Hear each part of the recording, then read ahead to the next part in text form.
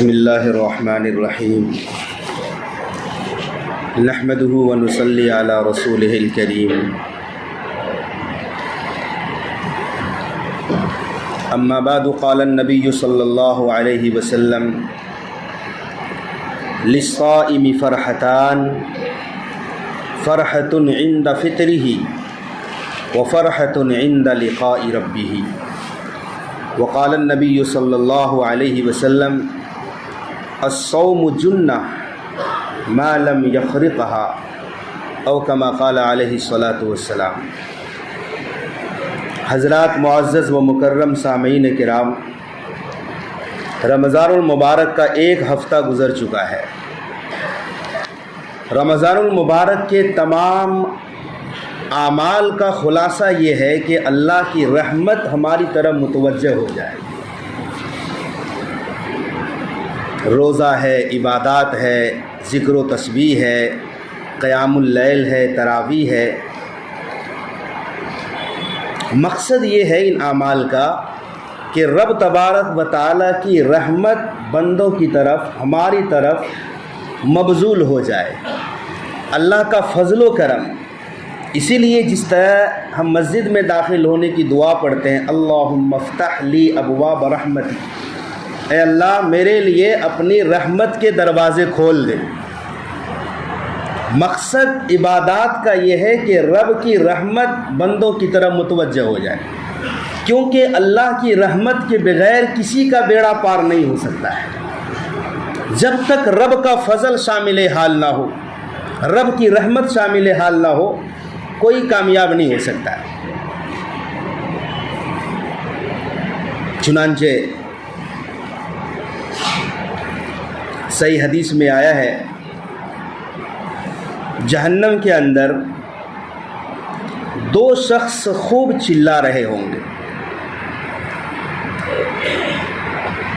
اتنی شدید آواز ہوگی چلانے کی کہ دوسرے جہنمی لوگ بھی پریشان ہوں گے۔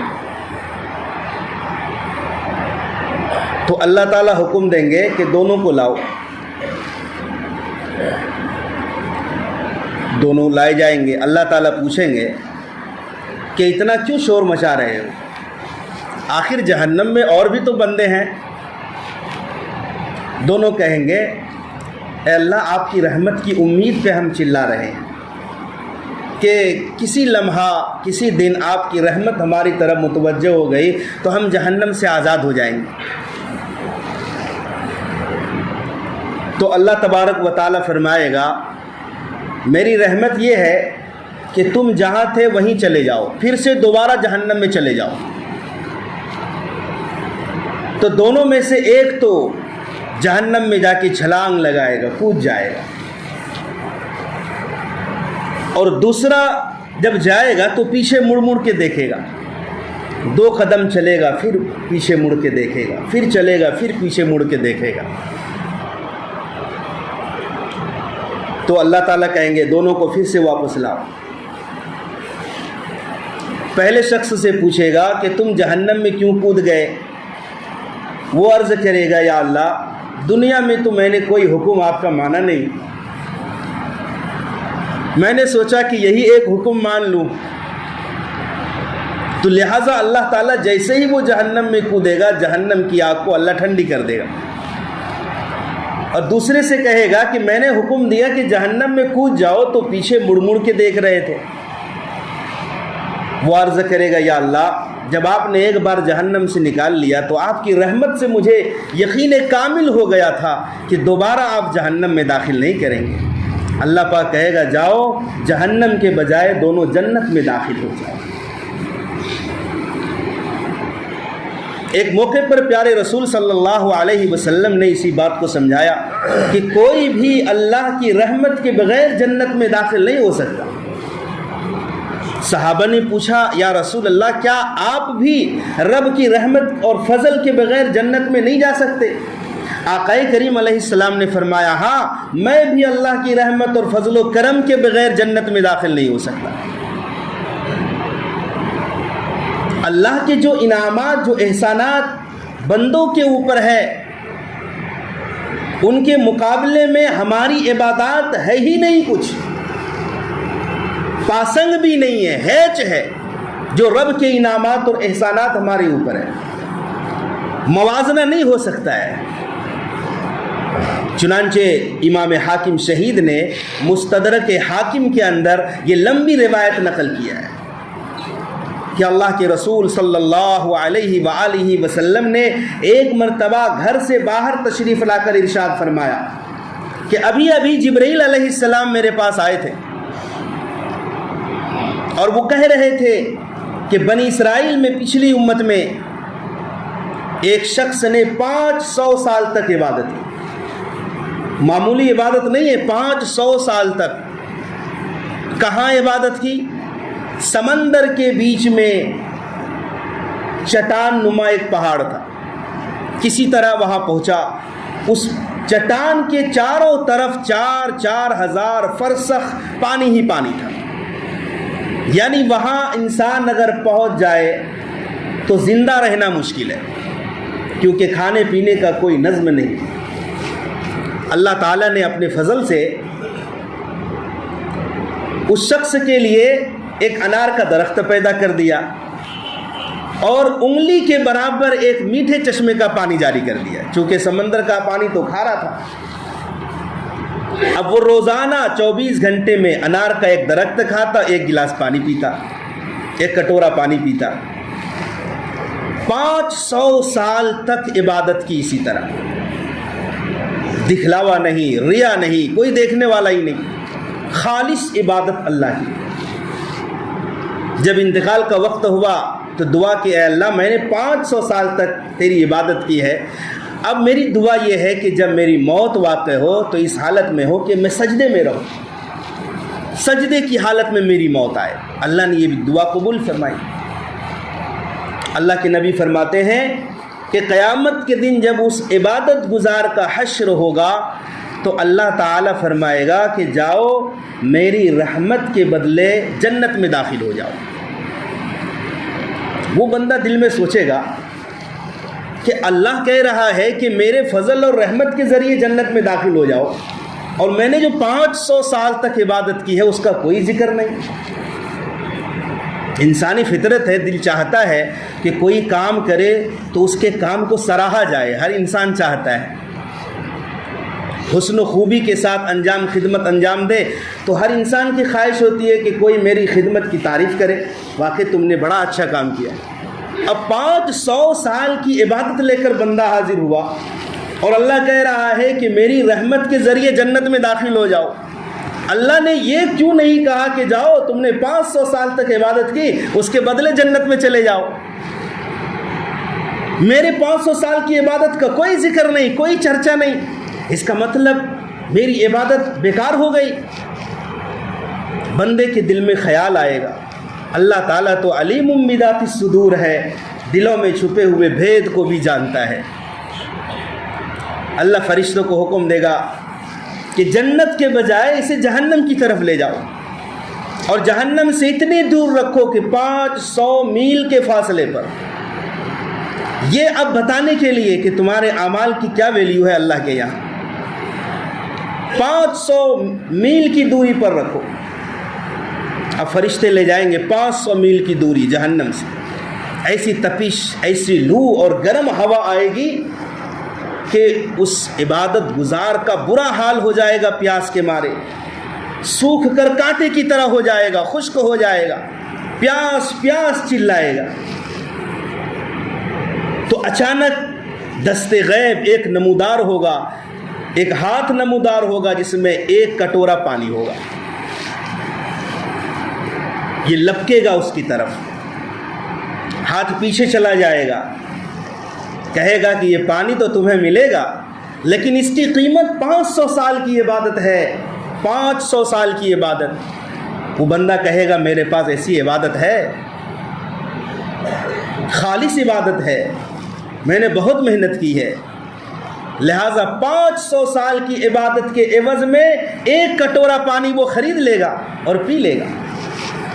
اللہ کہے گا اب بندے کو پھر واپس لاؤ میرے پاس۔ اب اللہ تبارک و تعالیٰ فرمائے گا میرے بندے تجھے تو 500 سال کی عبادت پر بڑا ناز تھا، اب تیری عبادت کہاں چلی گئی؟ تو نے خود سے طے کیا ایک کٹورے پانی کی قیمت 500 سال کی عبادت ہے۔ میرے بندے 500 سال کی عبادت تو ایک کٹورے پانی کے عوض میں تمہاری چلی گئی۔ اب دیکھو 500 سال تک ہم نے تمہیں انار کھلایا، اس کے بدلے میں کیا لایا؟ 500 سال تک میں نے میٹھے چشمے کا پانی پلایا، اس کے عوض میں کیا لایا؟ میں نے تمہیں صحت دی، عبادت پر طاقت میں نے بخشی، اس کے عوض کیا لایا؟ ہاتھ دیے، پاؤں دیے، سننے کے لیے کان، دیکھنے کے لیے آنکھیں دی، اس کے عوض میں تم نے کیا لایا؟ اور پھر میں نے توفیق بھی میں نے ہی دی، اس کے عوض میں تمہارے پاس کچھ نہیں۔ وہ بندہ سجدے میں گر جائے گا اور عرض کرے گا اے اللہ بس تیری رحمت کے بغیر ہی جنت میں داخل کر دیجئے، اے اللہ تیری رحمت کے بغیر کچھ نہیں ہو سکتا۔ میرے بھائیو، اس واقعے سے کیا سبق ملتا ہے؟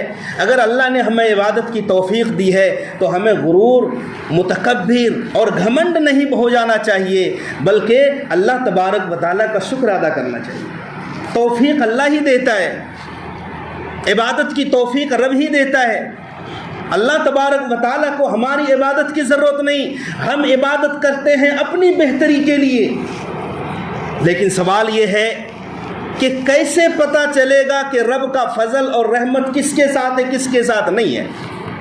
اس کا جواب یہ ہے کہ رب کا فضل اور رحمت اس شخص کے ساتھ ہے جس کو عبادت کے بغیر چین محسوس نہیں ہوتا ہو، نماز چھوٹ جائے بے چینی محسوس ہو، ایک دن تلاوت ناغہ ہو جائے بے چینی محسوس ہو، روزہ چھوٹ جائے بے چینی محسوس ہو۔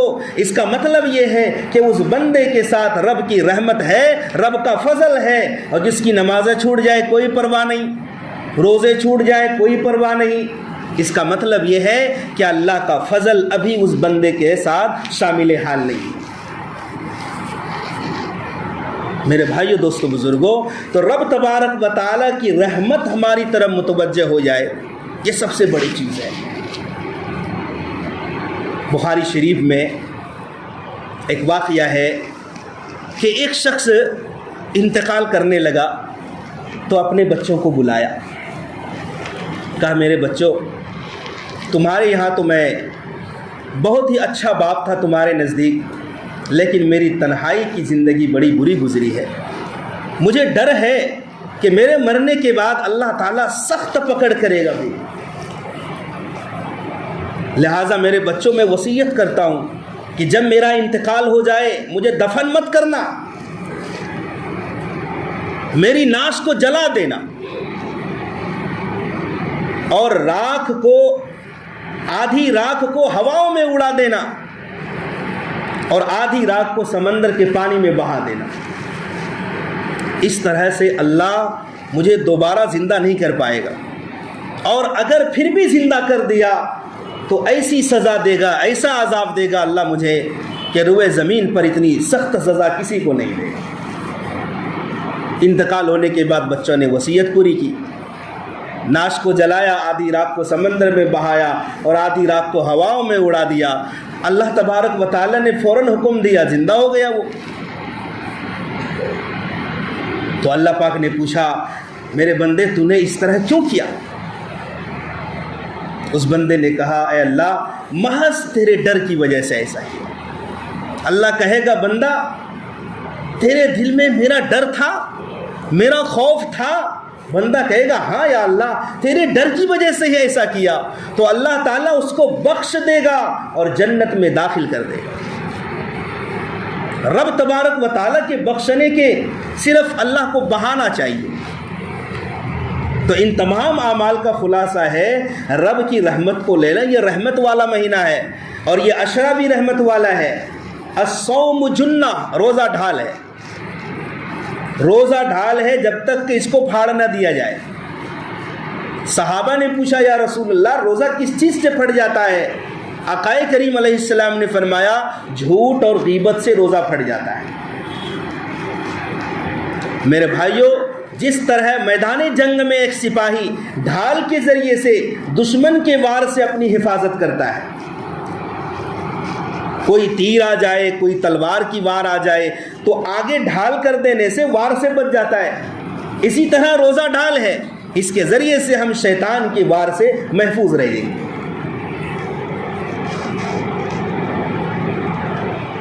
تو روزہ ہو، روزے کے اندر ہم گناہوں سے بچ جائیں. بد نظری کا گناہ، یہ آنکھوں سے جو زنا کرتے ہیں ہم، اسے ہم معمولی سمجھتے ہیں. بد نظری بہت بڑا گناہ ہے، اندر کا نور سلب ہو جاتا ہے نگاہ کے غلط استعمال کے ذریعے سے. تو جو چیز پہلے سے ہی حرام کی، روزہ رکھنے کے بعد ہم اس چیز سے نہ رکیں تو روزے کا کمال ہم حاصل نہیں کر سکتے. اسی طرح رسول اللہ صلی اللہ علیہ وسلم کی ایک حدیث حضرت کعب بن عجرہ رضی اللہ تعالیٰ عنہ سے مروی ہے کہ آقائے کریم علیہ السلام ایک بار ممبر پر چڑھ رہے تھے. بعض روایت سے پتہ چلتا ہے کہ جمعہ کا دن تھا اور مسجد نبوی میں جو ریاض الجنہ میں ممبر ہے، ممبر کی سیڑھیوں پر چڑھ رہے تھے خطبہ دینے. جب پہلی سیڑھی پر قدم مبارک رکھا تو فرمایا آمین، اور جب دوسرے پر قدم رکھا تو فرمایا آمین، اور تیسرے پر قدم رکھا تو فرمایا آمین. صحابہ حیران کہ کوئی دعا کرنے والا نہیں اور آمین پہ آمین بولے جا رہے ہیں، کیا مطلب ہے؟ اللہ کے نبی جب خطبہ سے فارغ ہوئے نیچے اترے، صحابہ نے پوچھا یا رسول اللہ، آپ نے آج ممبر پر چڑھا تو فرمایا آمین، دوسرے زینے پر قدم رکھا تو فرمایا آمین، تیسرے پر فرمایا آمین، ہم نے اس سے پہلے کبھی نہیں سنا، کیا بات تھی؟ اللہ کے نبی نے فرمایا کہ جبریل علیہ السلام میرے پاس آئے تھے. اللہ اکبر. اور جبریل علیہ السلام بد دعا کر رہے تھے، ایسا شخص ہلاک ہو جائے، غارت ہو جائے، برباد ہو جائے جس نے رمضان المبارک کا مہینہ پایا اور اپنے آپ کی مغفرت نہ کرائی. رمضان مبارک ہمارے سامنے ہے اور رمضان کی سعادتوں سے، رمضان المبارک کی برکتوں سے اور مغفرتوں سے ہم اپنے آپ کو پاک صاف نہ کر سکے تو جبریل علیہ السلام بد دعا کر رہے ہیں وہ شخص ہلاک ہو جائے. اور اللہ کے نبی نے فرمایا، میں نے کہا آمین. کتنی سخت وعید ہے کہ سید الملائکہ جبریل امین بد دعا کریں اور تمام نبیوں اور رسولوں کے سردار، بنی آدم کے سردار اس پر آمین کہیں، تو ایسی دعاؤں کی قبولیت میں کوئی شک نہیں. اور جب دوسری سیڑھی پر قدم رکھا تو جبریل علیہ السلام نے بد دعا کی، وہ شخص ہلاک ہو جائے جس کے سامنے آپ صلی اللہ علیہ وسلم کا نام نامی آئے اور وہ آپ پر درود نہ بھیجے. میں نے کہا آمین. یہ بھی سخت خسارے کی بات ہے کہ نبی رحمت صلی اللہ علیہ وسلم کا نام آئے اور ہماری زبان سے بے ساختہ صلی اللہ علیہ وسلم نہ نکلے، تو اس سے بڑی محرومی کی اور کیا بات ہو سکتی؟ یہ کہنا نہ پڑے کہ آپ درود پڑھو، نام نامی آئے نبی کا اور ہماری زبان سے بے ساختہ صلی اللہ علیہ وسلم نکل جانا چاہیے. یہی تو عشق رسول ہے. اور سب سے بڑا کنجوس بھی اسی شخص کو کہا گیا ہے جس کے سامنے نبی صلی اللہ علیہ وسلم کا نام آئے اور آپ پر درود نہ بھیجے. وہ سب سے بڑا بخیل ہے، اس سے بڑا بخیل کوئی نہیں ہو سکتا. اس لیے کہ صلی اللہ علیہ وسلم پڑھنے میں روپیہ پیسہ خرچ نہیں ہوتا، صرف زبان کو حرکت دینی ہوتی ہے. اگر کوئی اللہ کے نبی صلی اللہ علیہ وسلم کے لیے اتنا بھی نہ کر سکے تو اس سے بڑا بخیل اور کون ہو سکتا ہے؟ تیسری سیڑھی پر قدم رکھا، فرمایا کہ جس نے اپنے ماں باپ کو یا ان دونوں میں سے کسی ایک کو، باپ کو یا ماں کو، بڑھاپے کی حالت میں پائے اور دونوں کی خدمت کر کے یا ایک کی زندہ ہو تو خدمت کر کے اپنے آپ کو جنت کا مستحق نہ بنا پائے، تو میں نے کہا کہ آمین. میرے بھائیو، دوستو، بزرگوں، رمضان المبارک کی ساعتوں سے ہم خوب فائدہ اٹھائیں، اس کی برکتوں کو سمیٹیں، ورنہ یہ رمضان چلا جائے گا اور ہم یوں ہی رہ جائیں گے. للصائم فرحتان، آقائے کریم علیہ السلام نے فرمایا روزے داروں کے لیے دو خوشیاں ہیں. روزے داروں کے لیے دو خوشیاں ہیں. فرحت عند فطرہ، ایک خوشی تو افطار کے وقت ہوتی ہے. ہم جو روزانہ افطار کرتے ہیں، علماء اس کو افطار اصغر کہتے ہیں. یہ چھوٹا افطار ہے. اور عید کے دن جو ہم افطار کرتے ہیں، عید کے دن اس کو بھی عید الفطر کہا جاتا ہے. اسے علماء افطار اکبر کہتے ہیں، وہ بڑا افطار ہے، اور یہ روزانہ کے اعتبار سے چھوٹا افطار ہے. تو ایک خوشی روزے داروں کو افطار کے وقت ہوتی ہے. بڑے قدیم 30-35 سال پہلے کی بات ہے، لکھنؤ کے مولانا علی میاں ندوی رحمۃ اللہ علیہ بہت بڑے متبحر عالم دین گزرے. لکھنؤ کے ریڈیو اسٹیشن پر کے ذمہ داروں نے ایک مرتبہ سوچا کہ مولانا علی میاں ندوی کی تقریر کو ریکارڈ کر کے رمضان کی فضیلت پر ریکارڈنگ کر کے اپنے ریڈیو اسٹیشن سے نشر کریں گے. چنانچہ نشر کیا. سحری کے وقت میں بہت سارے لوگوں نے تقریریں سنی. تقریر سننے والوں میں ایک پنجاب کا سکھ بھی تھا جو بہت دنوں سے روزے رکھتا تھا رمضان کا.